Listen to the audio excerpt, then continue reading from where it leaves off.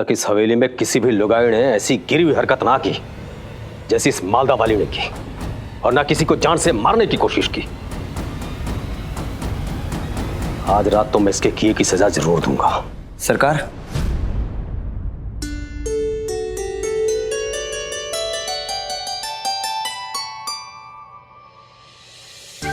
अरे शांति, गई से होश आ गया और तुम लोग मारे को बताया भी ना? सरकार, बहुत बड़ी खुशखबरी है। सासू माँ ठीक हो गई है। ठीक हो गई मतलब? सरकार अम्मा मानसिक रूप से ठीक हो गई। अच्छा, ये शिवानी भी ना एंड टाइम पर पता नहीं कहां से भूत के जैसे वहां पर टपक पड़ी और मुझे ऐसा धक्का मारा, उसने ऐसा धक्का मारा कि रंगीला बच गया। सासू माँ, अब रंगीला मुझे नहीं छोड़ेगा। रात भर नशे में सोई से और अब डर रही से। गलती भी करे और डरे भी।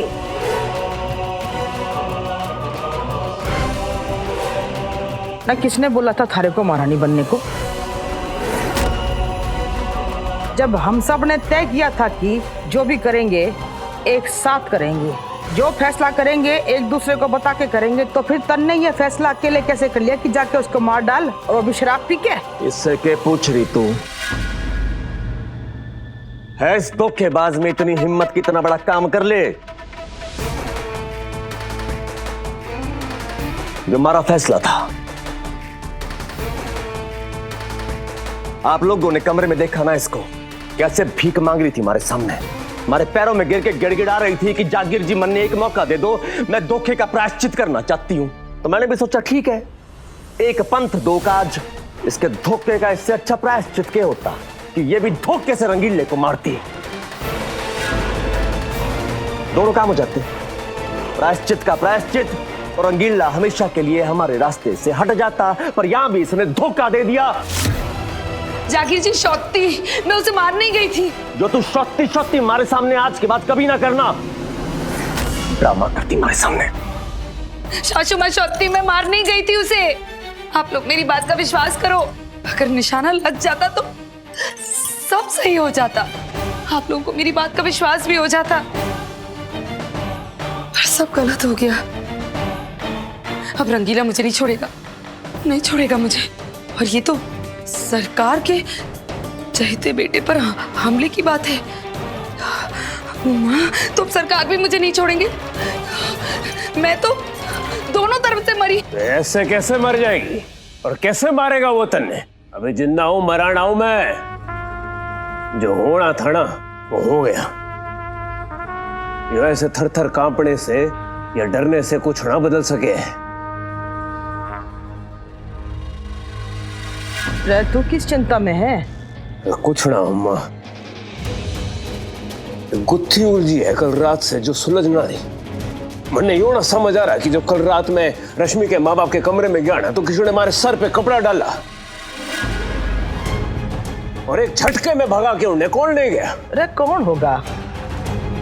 मनमीती होगा। अरे ना अम्मा, जितनी होशियारी और तेजी से उस अनजान आदमी ने काम किया ना, रमन ने सर से कपड़ा ना उतारा था तब तक उन्हें लेके फुर्र हो गया था वो।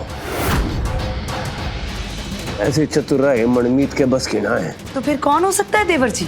कोई तो है ही अनजान आदमी जिसने मन पकड़ना है। इसका मतलब है कि रंगीला ने हमारे दुश्मनों को हमारी हवेली में, हमारे सामने, हमारे बीच बुला के रखा है। रे मालदा वाली,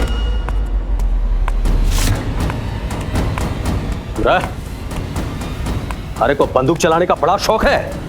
चलाऊं मैं थारे से बंदूक? सरकार माफ कर दीजिए, मैं नशे में थी, मुझे माफी दे दीजिए। ये थारे से ना आम भाषा में बात ना होगी। जा भाग के जा और बंदूक में 6 गोली डाल के ले आ, फिर मैं थारे से चलवाता हूँ गोली। सासू माँ, सरकार इतनी देर से माफी मांग रही है, माफ कर दो। नशे में थी, पता नहीं था क्या कर रही है। ठीक है, आज रात को मैं भी एक बोतल शराब पी के और तुम सबको बंदूक के निशाने पे लूंगा। और फिर मैं भी यही बोलूंगा कि हमारी समझ में कुछ ना आ रहा है।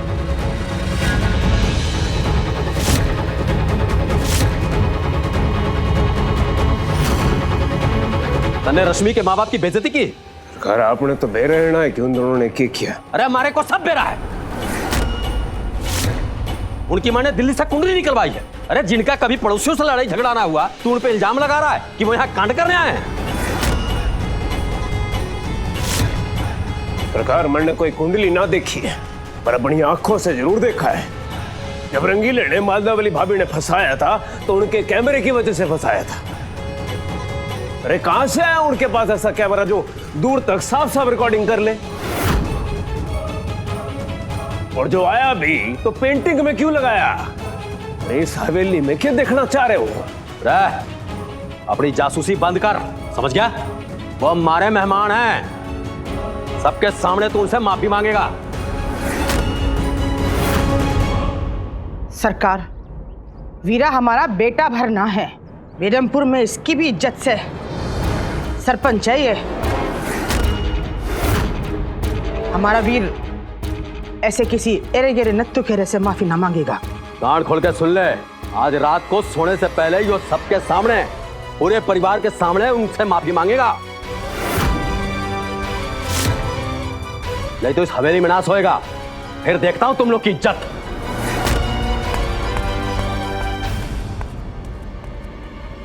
अम्मा युद्ध का बिगुल बच गया है।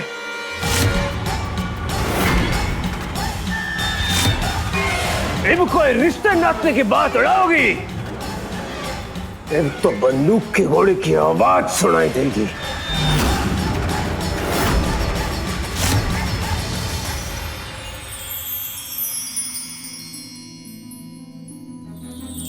अम्मा, अम्मा तू ठीक है ना? शिवानी जी,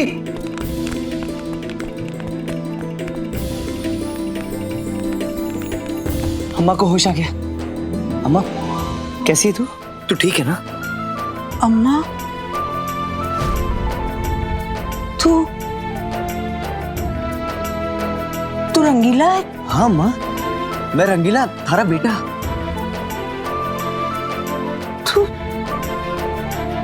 तू इतना बड़ा हो गया रंगीला? अम्मा, अम्मा तू ठीक हो गई?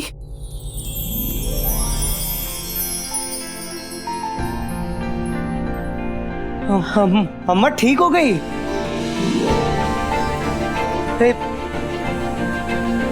अम्मा,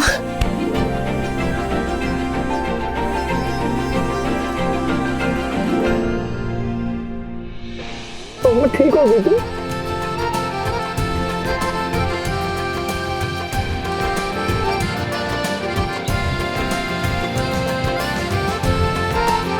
मनमीत भैया, शिवानी जी, अम्मा ठीक हो गई?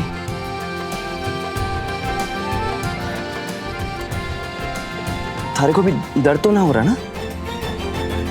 तू जानती है अम्मा, इस दिन का हमारे को कितने सालों से इंतजार था।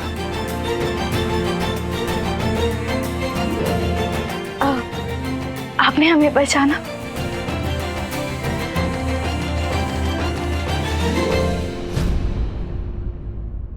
ये कौन है? अम्मा ये आपकी होने वाली बहू है, शिवानी। बहुत सुंदर हो बेटा। और अम्मा, ये मनमीत भैया और ये रश्मि जी, इन दोनों की भी शादी होने वाली है। भैया, पर तेरा तो कोई भाई ना था। अम्मा ये सरकार के मंझले बेटे हैं।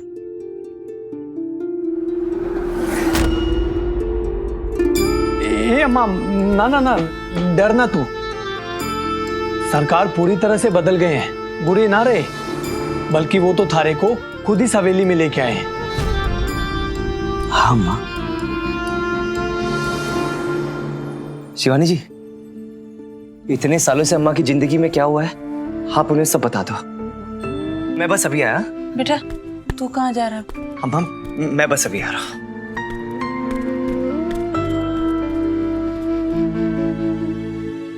मैं आपके लिए कुछ खाने के लिए लाती हूँ।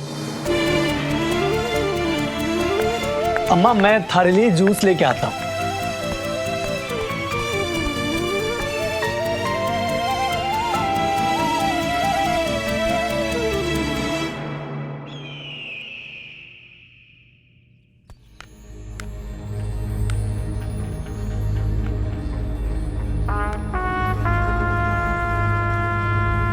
वीरा, बेटा मैं जानू हूं थारा जैसा सुरमा पूरे इलाके में ना है, पर बेटा आमने सामने की लड़ाई मत लड़ा। अम्मा, सरकार ने मुझे हवेली से निकालने का बहाना मिल गया है।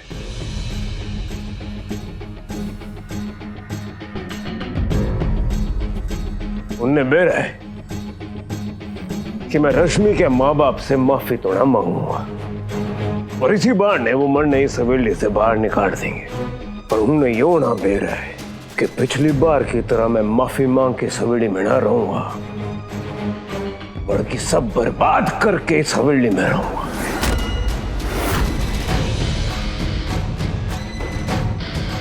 इस हवेली में ऐसा कौन आ गया हमारी आंखों के सामने रश्मि के माँ बाप ने उठा कर ले गया।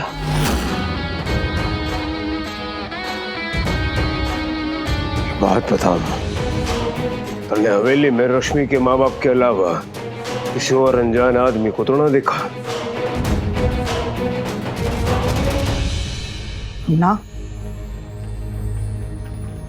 हाँ, दिल्ली से कोई सजावट वाला आया है। कौन सजावट वाला? ना हमारे को ना पता, वो मनमीत हवेली दिखा रहा था तो मैंने पूछा कौन है ये, तो बोला सजावट वाला है,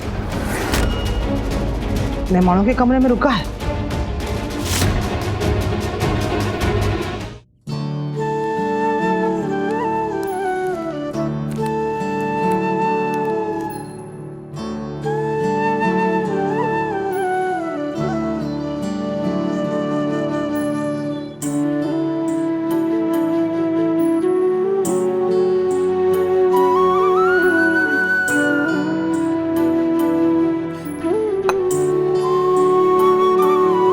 क्या हुआ? ऐसे मुस्कुरा क्यों रही है? क्योंकि आज आपने कितनी आसानी से दवाई खा ली। और पहले? पहले एक दवाई मतलब 1 घंटा, मतलब आप खाती नहीं थी, आप भाग जाती थी, तो आपके पीछे पीछे हम भी भागते थे। कभी कभार तो हम आपको आइसक्रीम की भी लालच देते थे, और कभी रंगीला जी का डर आपको दिखाते थे, तो आप तुरंत खा लेते थे। फिर बहुत परेशान किया ना मैंने तुम लोगों को। आपने हमें परेशान नहीं किया, आपने हमारे साथ बहुत मजे किए। आपको याद है हम ना एक साथ नाचते थे, और एक बार आपने काला चश्मा पहना और आपने हमें भी काला चश्मा पहनाया। हमारे को याद ना है।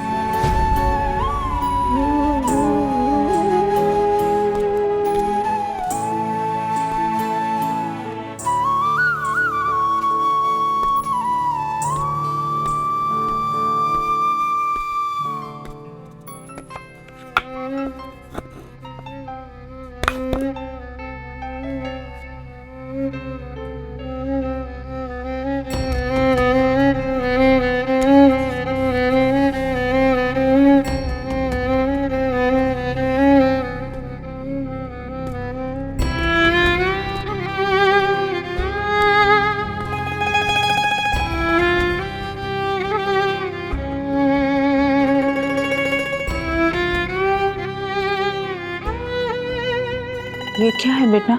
ये हमारे लिए दुनिया की सबसे अनमोल चीज है अम्मा। बहुत सुंदर जोड़े हैं। दिवाली, होली, दशहरा, कोई भी नया त्योहार आता था ना अम्मा, तो मैं थारे लिए नए कपड़े लेकर आता था, लेकिन तू हर नए कपड़े को काट देती थी। हाँ, वही अपने पुराने कपड़े पहनती थी। लेकिन मन ने फिर भी थारे लिए नए जोड़ा हमेशा के लिए हमारे पास संभाल के रखा, यही उम्मीद में कि तू एक दिन ठीक हो जाएगी और ये नए कपड़े पहनेगी। आज वो समय आ गया अम्मा। आज के बाद अम्मा तू हमेशा नए कपड़े पहनेगी।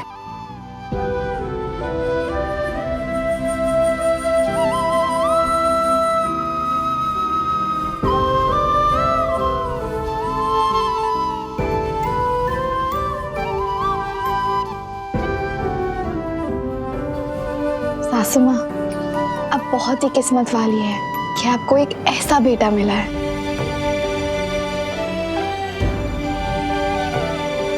चलिए आइए मेरे साथ और नए कपड़े पहन लीजिए और रंगीला जी की परसों की उम्मीद पूरी कर लीजिए।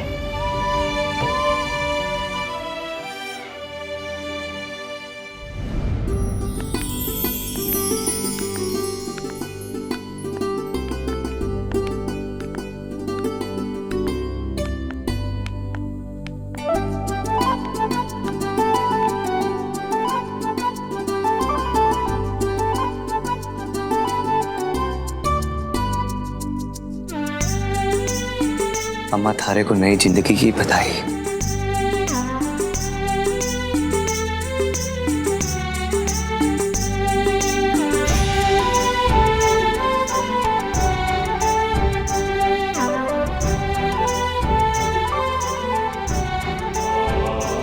ऐसे ही थारा आशीर्वाद हमेशा हमारे ऊपर बना रहे।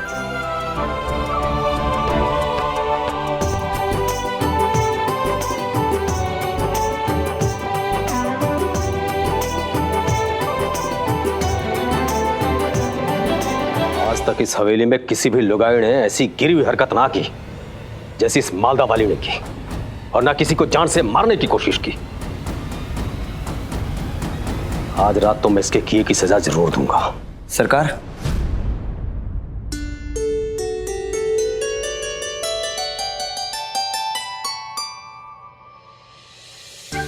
अरे शांति, गई से होश आ गया और तुम लोग मारे को बताया भी ना।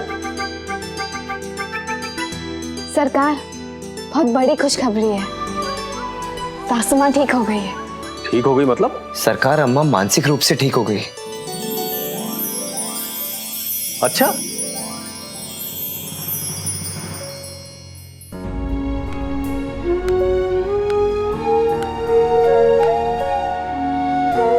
अनजाने में मारे से जो भी गलती हुई हो उसके लिए मारे को माफ कर देना सरकार। वे शांति, वे माफ तो मैंने थारे को बहुत पहले ही कर दिया था।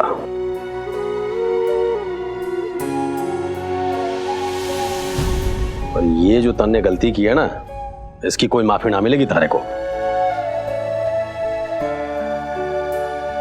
मांग सुनी इसलिए है सरकार कि आप उसमें सिंदूर भर सकें।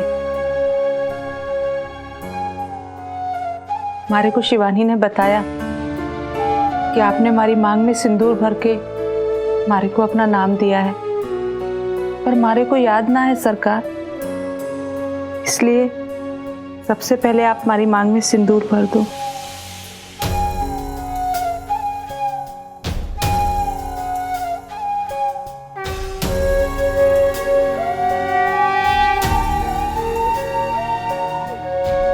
माफी तो मारे को मांगनी चाहिए थारे से। मैंने थारे साथ बड़ा अन्याय किया है शांति। सरकार, आप तो पहले ही माफी मांग चुके हो। थारे को कैसे याद कि मैंने थारे से माफी मांगी? रंगीला ने बताया थारे को?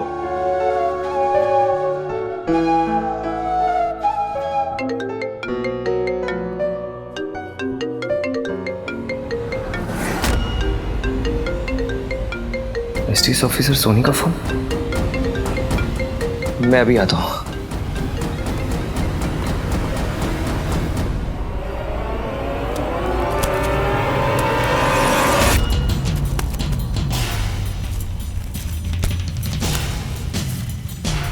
लगता है वीर को मुझ पर शक हो गया है।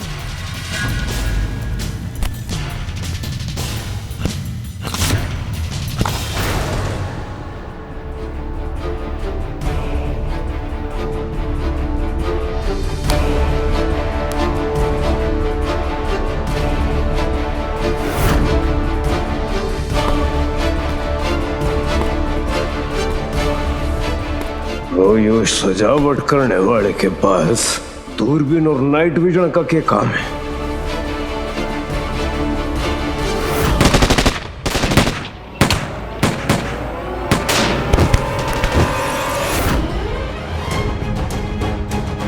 मतलब वो सजावट वाला नाम बढ़ के एसटीएस ऑफिसर है।